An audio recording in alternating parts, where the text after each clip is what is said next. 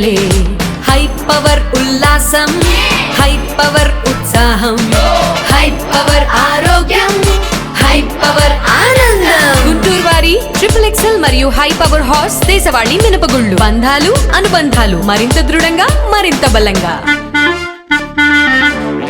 Crane group సంస్థల అధినేత గ్రంథి Kantharao chamber of commerce Guntur జిల్లా మాజీ అధ్యక్షులు ఆతుకురి ఆంజనేయులపై చేసిన విమర్శలు వివాదాస్పదంగా మారాయి. దీంతో ఛాంబర్ ఆఫ్ కామర్స్ గౌరవ అధ్యక్షులు ఆతుకురి ఆంజనేయులు, అన్న పూర్ణచంద్రరావు, టిఎల్వి వీరాంజనేయులు, మేడ సాంబశివరావు, ఏల్చూరి వెంకయ్యలు గ్రంథి కాంతారావు వ్యాఖ్యలను తీవ్రంగా ఖండించారు.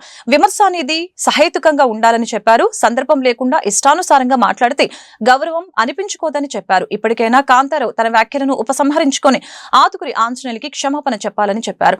బుధవారం ఛాంబర్ ఆఫ్ కామర్స్ జిల్లా కార్యాలయంలో ఏర్పాటు చేసిన మీడియా సమావేశంలో వారు మాట్లాడారు. గ్రంథి కాంతారావు కుటుంబం ఏనాడు ఎవరికి సహాయం చేయలేదని ఆరోపించారు. కాంతారావు తన సొంత భావని అనేక ఇబ్బందులకి గురి చేశారని గుర్తు చేశారు. కాంతారావు అనే వ్యక్తి ఏనాడు ఛాంబర్ కి రాలేదని, వ్యాపారులకి సహాయం చేయలేదని స్పష్టం చేశారు. అబద్దాలు మాట్లాడటం ఆయన నైజమని మండిపడ్డారు. ఇప్పటికైనా మించిపోయిందేం లేదని, కాంతారావు ఆంజనేయులకి క్షమాపణ చెప్పకపోతే ఇక వారు తప్పదని హెచ్చరించారు. సమావేశంలో ఛాంబర్ ఆఫ్ కామర్స్ అనుబంధ విభాగాల అధ్యక్షులు పాల్గొన్నారు. విజ్ఞాన మందిరంలో 2వ తారీఖు ఛాంబర్ ఆఫ్ కామర్స్ ప్రెసిడెంట్ సోదరికి సన్మానం చేసినప్పుడు నేను కాంతారావు కూడా ఇద్దరం గెస్ట్గా వెళ్ళినప్పుడు వాస్తవానికి ఏంటంటే ఆయన గురించి అని చెప్పుకోవచ్చు, నేను సన్మానం గ్రహించి చెప్పచ్చు, ఉచిత గెస్ట్ గురించి చెప్పచ్చు. కానీ పైపెచ్చు సేమ్ నువ్వు ఉన్నటువంటి పరిస్థితుల్లో నా గురించి ఛాంబర్ ఆఫ్ కామర్స్ గురించి మా సభ్యుని గురించి నువ్వు ఏదో ఇష్టం వచ్చినట్టు మాట్లాడితే సహించేది పరిస్థితి ఉండదు. ఛాంబర్ ఆఫ్ కామర్స్ నిర్వీర్యమైందని చెప్పడానికి నువ్వు ఏ రోజైనా ఛాంబర్ ఆఫ్ కామర్స్ వచ్చి కానీ డబ్బులు ఇచ్చి కానీ సలహాలు ఇచ్చి కానీ ఏ ఉద్యమంలో పార్టిసిపేట్ చేయడం కానీ నువ్వు చేసి ఉంటే ఓ పత్రం ఉన్నది. అదిగాక నువ్వే నీ నువ్వు నాతో స్వామీజీ ఉన్నప్పుడు, శివస్వామి ఉన్నప్పుడు మీ అబ్బాయిని ప్రెసిడెంట్గా చెయ్యి, నేను సంతకం పెడతాను, నేను మద్దతు ఇస్తానని చెప్పినటువంటి పరిస్థితి నువ్వు మొన్న డాష్ మీద చెప్పావు, నాతో చెప్పావు, ఆ రోజు చెప్పావు. కానీ మా అబ్బాయి వద్దు అనుకొని మా వాళ్ళందరినీ కూర్చోబెట్టి వాళ్ళ సలహా తీసుకొని మేము చేసాము. పైపెచ్చు నీకు ప్రతి ఏటా పుస్తకం వస్తున్నప్పుడు, ఎలక్షన్ జరుగుతున్నప్పుడు నాకు వచ్చి నామినేషన్ మీద మీ నాన్న నువ్వు సంతకం పెడుతున్నప్పుడు ఎలక్షన్ జరగట్లేదు మొన్నే జరిగిందని చెప్పడానికి మరి నీవు ఏ ఉద్దేశం చెప్పావో ఎందుకు చెప్పావో తెలియదు, జనానికి తెలుసు. నువ్వు 22 సంవత్సరాలు మీ నాన్న నువ్వు సంతకం పెట్టి ప్రతి సంవత్సరం పుస్తకం పంపిస్తుంటే 23వ సంవత్సరం నేను పోటీ చేసి గెలిస్తే ఆ రోజు నువ్వు ఇంట్లో ఉండి అబద్ధం ఆడి సంతకం పెట్టకుండా నువ్వు ఒప్పుకున్నావు. ఏమని? నేను ఉన్నాను కానీ సంతకం పెట్టలేదు అని. దాని అర్థం ఏంటి అంటే అబద్ధాలు మాట్లాడటం నీ నైజం. దానికి తార్కాణమే ఆ రోజు విజ్ఞాన మందిరంలో మాట్లాడే పరిస్థితి ఉంది. మెంబర్షిప్ తగ్గిందని చెప్తున్నావు, మా ఛాంబర్కి వ్యాపారం దూరం అని నువ్వు మాట్లాడావు. నేను వచ్చినప్పుడు 900 మంది మెంబర్స్ ఉంటే ఇప్పుడు 3020 మంది 68 అసోసియేషన్లు ఉంటే పెరిగినట్టా తగినట్టా? నువ్వు కళ్ళుండి కబ్బోజీవా, లేవు చెవులుండి కూడా వినపడవా? నీకేమైంది నీకు అర్థం కాదు.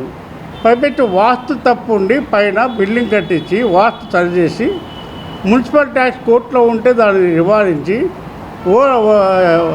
బ్యాంక్కి డబ్బులు ఇవ్వాల్సి. ఛాంబర్ ఆఫ్ కామర్స్ అధ్యక్షులైనటువంటి వారి సన్మాన సభలో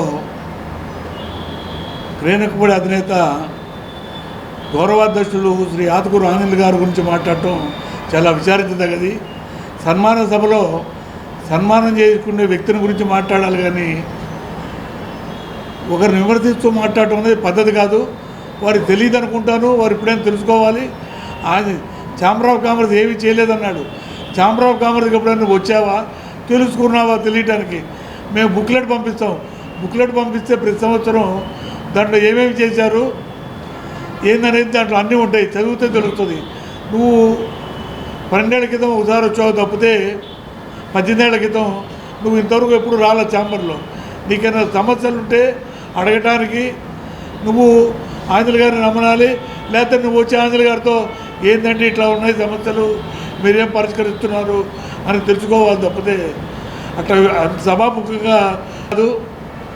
ఆంజనేయ గారు ఏం చేశారనేది నువ్వు ఎక్కడో సంవత్సరాల్లో ఏ జీవనంలో ఉంటే నీకు తెలియదు.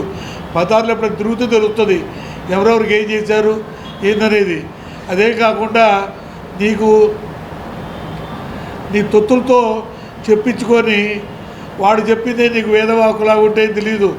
పదార్లో విధి చేస్తే నీకు అన్ని విషయాలు తెలుస్తాయి. ఆంజనేయులు గారు నిర్విరామం చేశారు అనే మాట చెప్పటం కన్నా కూడా అది నిరూపించినట్టయితే బాగుండేది. అందరూ అక్కడ చాలామంది స్పందిద్దాం అనుకుంటే మేము అది బాగోదని ఆపాము. ఆంజనేయులు గారు కూడా చాలా సమర్థతతో ఉన్నారు.